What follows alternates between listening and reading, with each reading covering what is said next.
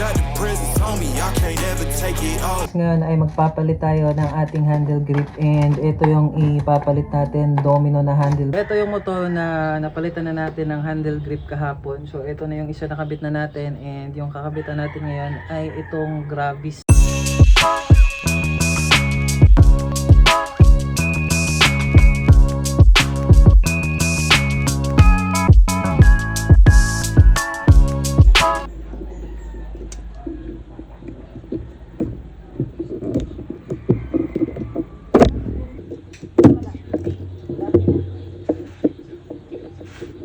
So tapos na natin matanggal yung dalawang handle grip. So ikakabit na natin to ngayong ating bago.